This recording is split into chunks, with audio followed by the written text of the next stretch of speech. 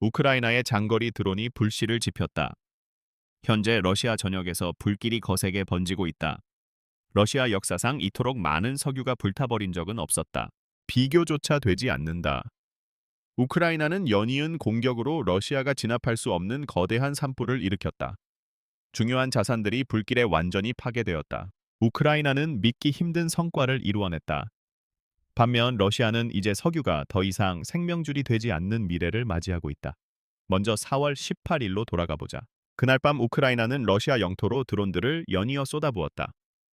푸틴의 우크라이나 침공이 5년째로 접어드는 가운데 이 드론들의 목표는 단 하나였다. 바로 러시아를 지탱해 온 석유 인프라였다. 그날 밤 우크라이나의 공격에서 안전한 곳은 어디에도 없었다. 우크라이나가 기존 제재로 인한 러시아의 피해를 가중시키기 위해 사용해온 폭발적인 공중 제재가 사마라 지역의 두 러시아 정유소를 강타했다. 특히 시즈란과 노보쿠즈네츠크에서 화재가 발생했다는 보고가 있었다. 우크라이나의 드론은 더 서쪽에 위치한 레닌그라드의 RPK 비소츠크 루코일 이 석유 터미널에도 착륙했다. 이 터미널은 러시아가 발트해 항구를 통해 석유를 수출하는 데 있어 핵심적인 역할을 한다. 마지막으로 우크라이나의 드론들이 티오레츠크 석유 펌핑 시설로 돌진하자 크라스노다르 지역은 이에 맞서야 했다. 크라스노다르의 러시아 방공 체계는 무력했다. 우크라이나의 드론은 또다시 정밀 타격을 가했다. 당연하게도 러시아 국방부는 우크라이나의 이러한 석유 시설에 대한 공습에 대해 침묵을 지키고 있다. 우크라이나 드론이 심각한 피해를 입힐 때 흔히 듣게 되는 드론 잔해라는 표준적인 변명을 내놓지 못했다.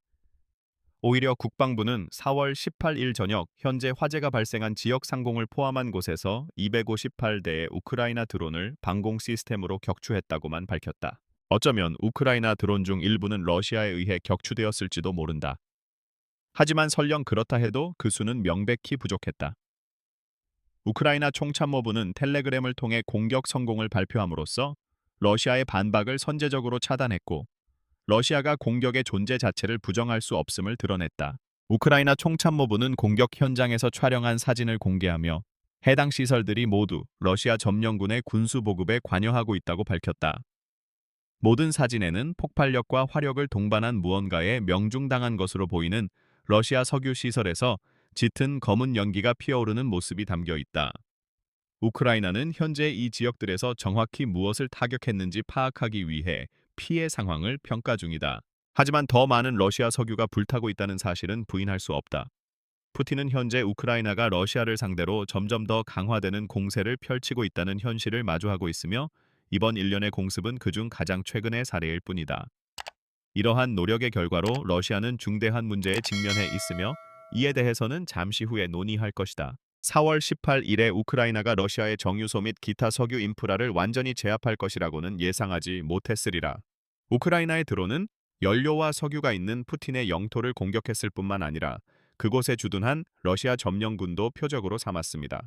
우크라이나의 중거리 드론은 분쟁 기간 대부분 러시아가 장악해온 마리우폴의 연료 및 윤활유 저장 시설을 직접 공격했습니다. 러시아 군인들은 장비 정비부터 우크라이나 진지를 공격하기 위해 투입하는 차량 운용에 이르기까지 모든 것을 이 시설들에 의존하고 있습니다. 여기서 그 연관성은 쉽게 파악할 수 있습니다. 우크라이나는 점령지에서 물자를 파괴하고 이러한 물자를 생산하는 러시아 정유 시설을 제거하고 있습니다. 이는 러시아의 지상작전 계획에 대한 양면 공격입니다. 또한 이는 마리우폴 전선의 러시아 보병 부대가 상당한 기간 동안 연료와 윤활유를 확보할 수 없게 될 것임을 시사합니다. 우크라이나는 석유와 무관한 시설을 공격할 시간까지 확보했다.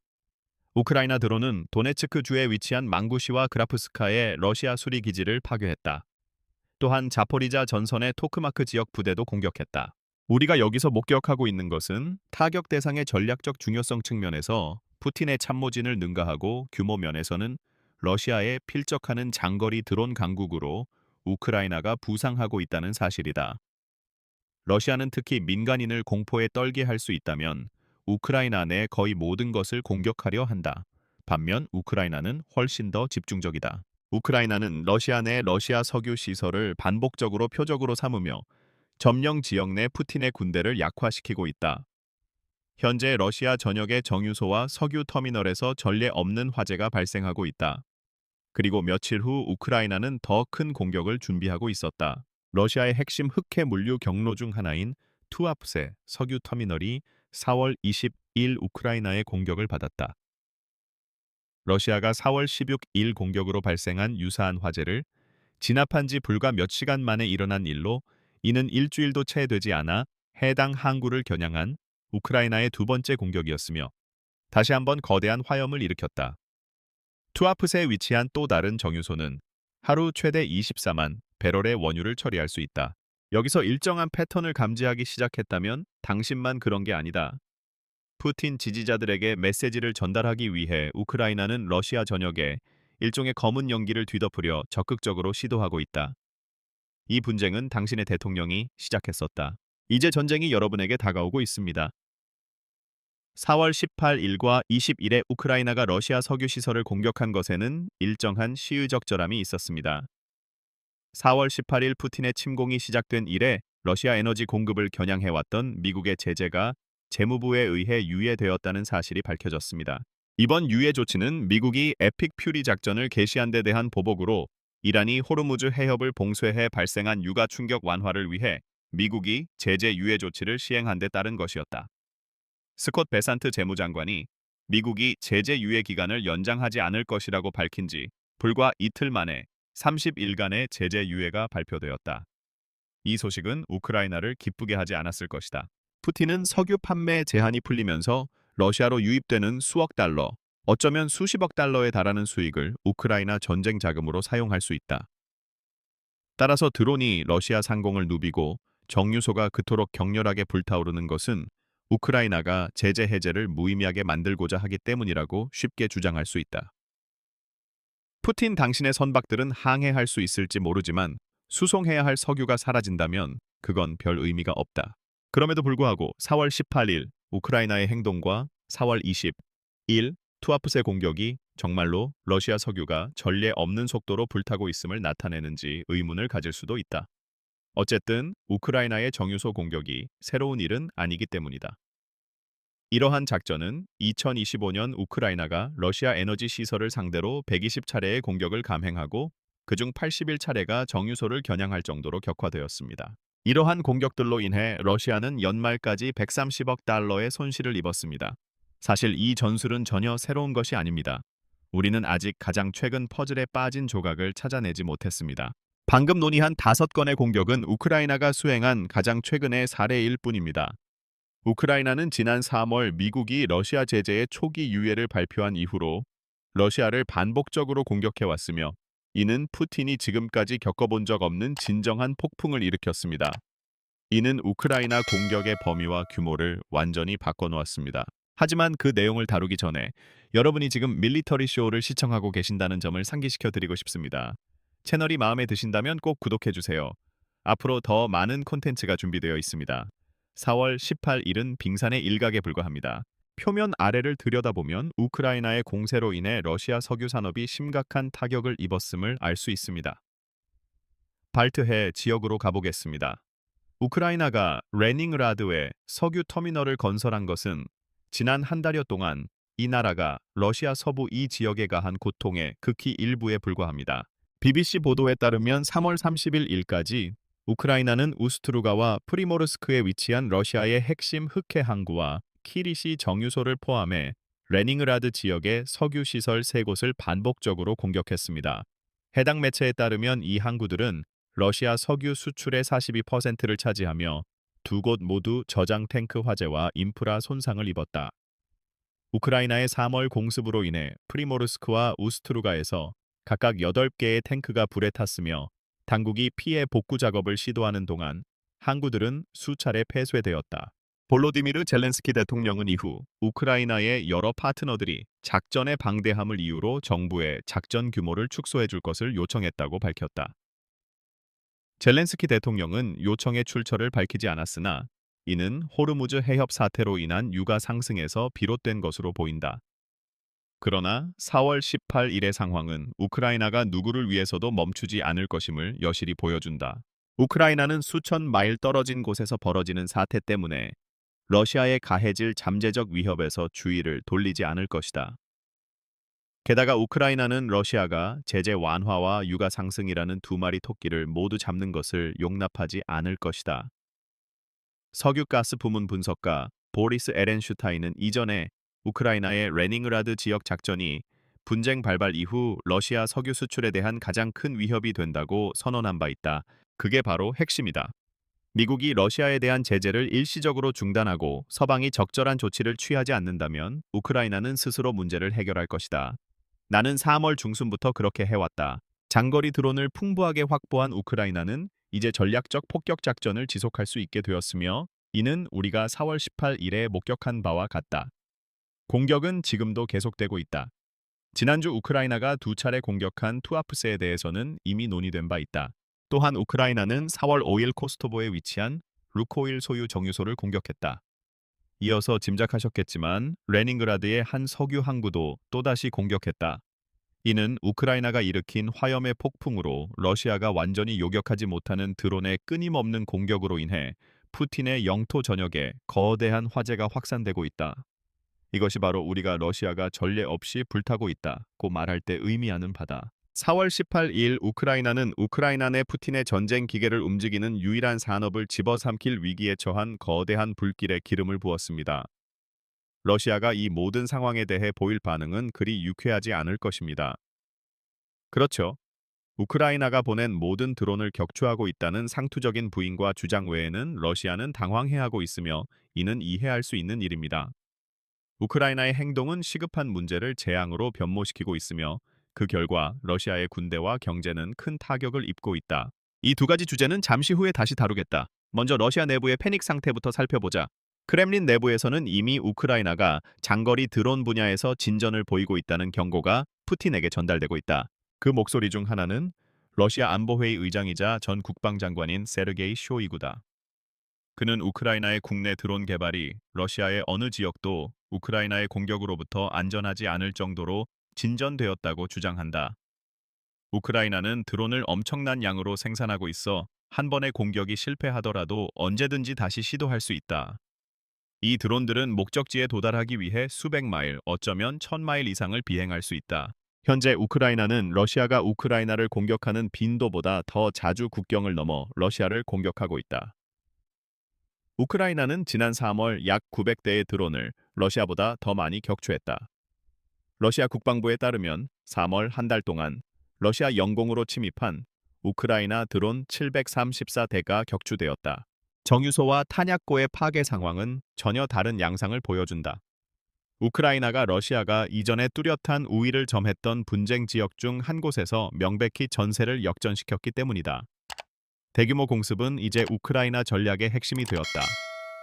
크렘린은 우크라이나를 막을 힘이 없다는 사실을 잘 알고 있다. 바로 그 지점에서 공포가 시작된다. 우크라이나가 자체 개발한 드론을 사용하지 못하도록 위협하는 어떤 시도도 무의미할 것이라는 사실을 알고 있기 때문이다. 푸틴의 대변인들은 이제 유럽 내 우크라이나의 동맹국들에 초점을 맞추고 있다. 경고가 있었다. 우크라이나가 러시아의 석유를 표적으로 삼는 것을 막기 위한 조치가 취해지지 않는다면 러시아는 유럽에 집중할 것이다. 러시아가 실제로 무엇을 계획하고 있는지는 불분명하다. 알려진 것은 예상치 못한 결과가 발생할 것이라는 점뿐이다. 푸틴이 현재의 행보를 계속한다면 그는 계속해서 함선과 드론을 나토 영토로 보낼 것이다. 푸틴의 대표적인 추종자이자 전 러시아 대통령인 드미트리 메드베데프 역시 러시아가 유럽 전역에 걸쳐 군대의 잠재적 표적 목록을 작성했으며 특히 우크라이나와 공동 생산 협정을 체결한 국가들에 중점을 두고 있다고 주장했다. 러시아는 이러한 위협들 중 어느 것에서도 원하는 효과를 얻지 못하고 있다.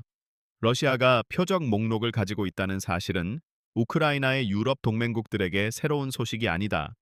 그들도 자신들만의 러시아 표적 목록을 가지고 있을 것이다. 이러한 위협들은 무력한 만큼이나 간신히 숨겨진 것에 불과하다.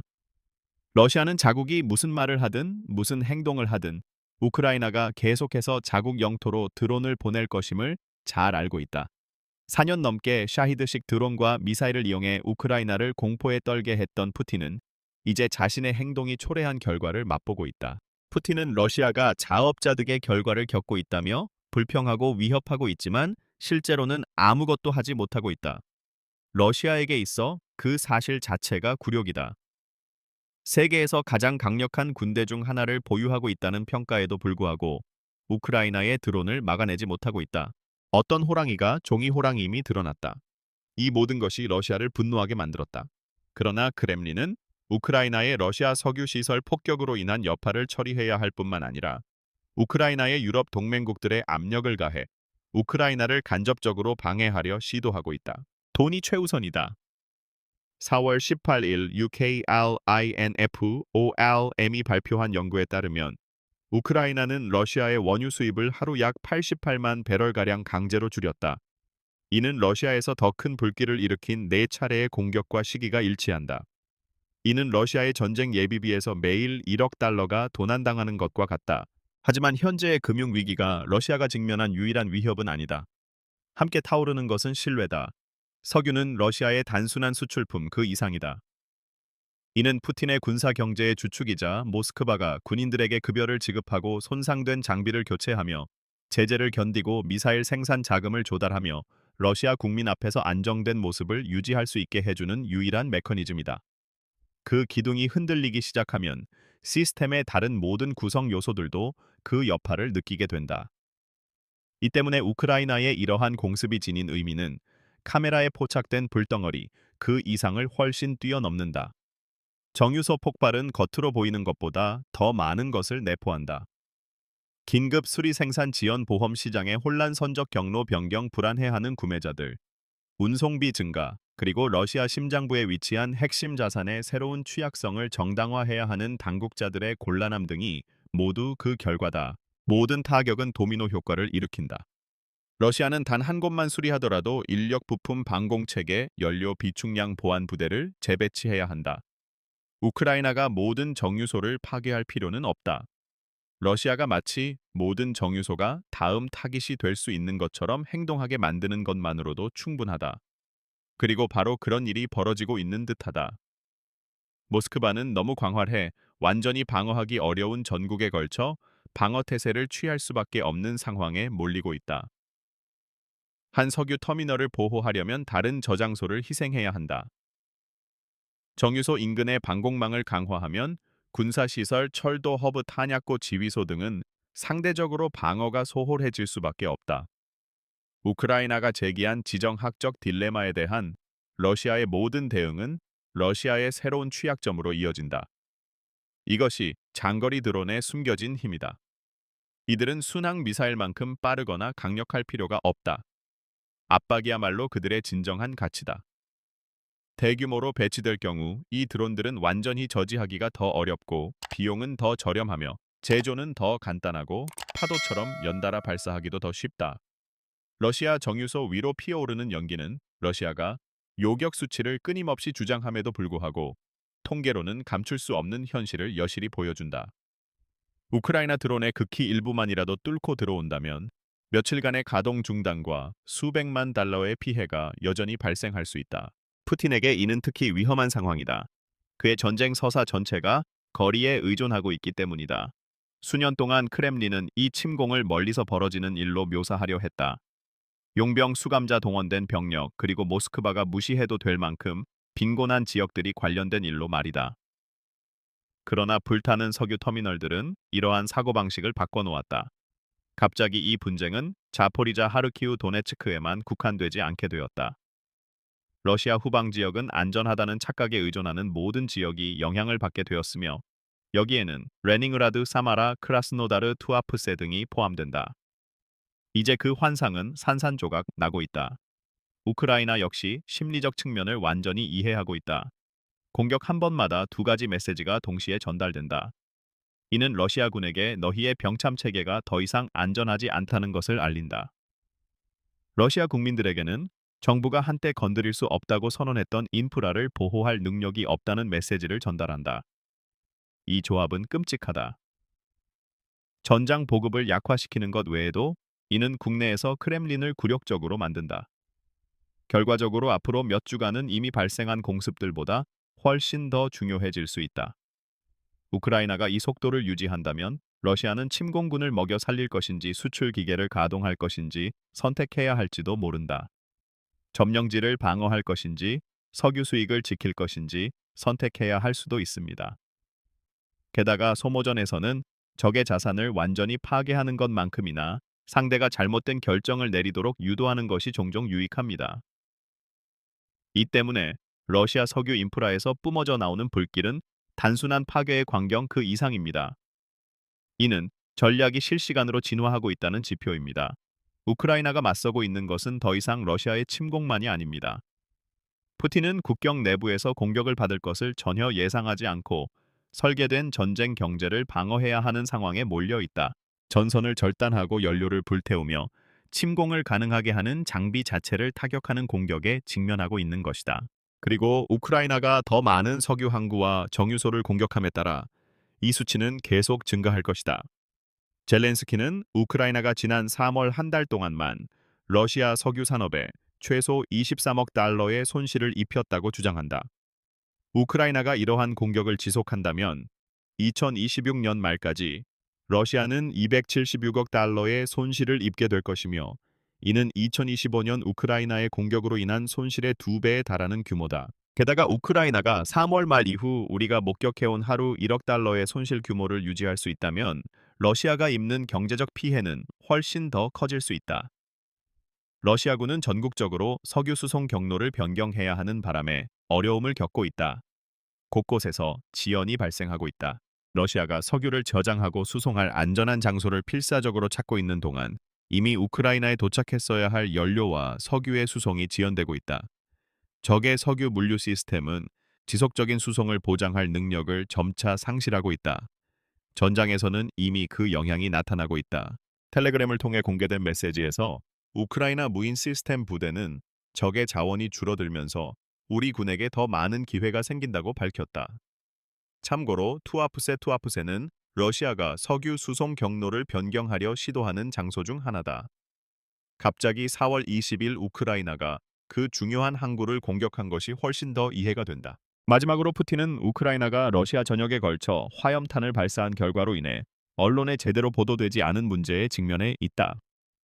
우크라이나 매체 오보주에 따르면 우크라이나가 공격해온 여러 지역의 관리들이 현재 크렘린의 해당 지역의 방공 체계를 강화해 줄 것을 호소하고 있다. 이는 논리적이고 당연한 반응이다. 레닌그라드 주지사 알렉산더 드로즈덴코는 바로 이러한 이유로 레닌그라드 군구에 이미 물자 자원이 배정되었다고 주장한다. 그러나 그 해결책에는 문제가 있다. 우크라이나의 드론으로부터 자국을 방어하기 위해 러시아가 보유한 방공 시스템은 그리 많지 않다.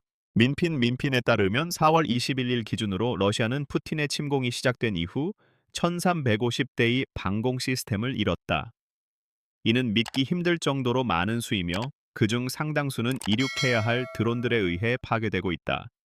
러시아에게 더 나쁜 소식은 우크라이나가 점령지를 더 빈번하게 공격할 수 있게 해줄 중거리 드론을 개발함에 따라 우크라이나 내부의 러시아 방공 체계가 맹렬한 공격을 받고 있다는 점이다. 2025년 6월부터 2026년 3월 사이 러시아와 점령 지역에서 1530회의 우크라이나 공습이 감행되었으며 이 중 492회가 러시아 방공 인프라를 파괴했다. 그 결과 러시아는 방공 시스템이 부족한 시점에 추가적인 방공 시스템을 확보해야 하는 상황에 처했다. 우크라이나가 러시아가 정유소와 석유 터미널에 방공망을 구축해 보복하려 할 것임을 알고 있었다는 사실은 러시아 석유를 겨냥한 우크라이나 작전의 또 다른 측면이다. 이 또한 타당하다. 러시아는 더 이상 비축된 시스템을 보유하지 않으므로 그 방공 시스템은 어딘가에서 조달되어야 한다. 이 장비들은 러시아의 점령 지역과 기타 전략적 군사 목표물에서 빼내야 할 것이다. 이렇게 함으로써 푸틴은 석유 일부를 구할 수는 있겠지만 다른 목표물들을 노출시키게 될 것이다. 러시아는 진퇴양난의 처지에 놓여 있다. 4년 동안 우크라이나를 폭격해온 끝에 러시아는 이제 무의미한 위협을 내뱉는 수준에 그치고 있으며 불길은 계속 타오르고 더 많은 드론이 도착하는 가운데 이미 취약한 방공 체계를 재편성하는 데 급급하다. 2026년이 되어도 러시아는 우크라이나가 제기하는 새로운 문제들을 해결하는 데는 여전히 한참 멀었고 우크라이나가 러시아를 고갈시키는 작전을 추진함에 따라 우리는 조만간 러시아의 석유 인프라에 대한 추가 공습 소식을 전하게 될 가능성이 높습니다. 며칠 정도면 충분할 것으로 보입니다. 피할 수 없는 우크라이나에 대한 장거리 공습에 관한 다음 보도를 기다리는 동안 현재 크렘린을 뒤흔들고 있는 광란에 대해 더 알아보는 것은 어떨까요? 푸틴은 우크라이나 분쟁의 현실에서 거리를 두고 있지만 크렘린의 일부 인사들과 러시아군 블로그 커뮤니티는 러시아의 상황이 절박해졌다고 경고하고 있습니다. 이 영상을 통해 이에 대한 자세한 내용과 우크라이나가 어떻게 크렘린의 경고를 울리게 했는지 알아보세요. 또한 이 영상이 마음에 드셨다면 밀리터리쇼를 구독해 주셔서 러시아의 추가적인 석유 소각과 관련된 다음 필수 정보를 놓치지 마세요. 언제나처럼 시청해 주셔서 감사합니다.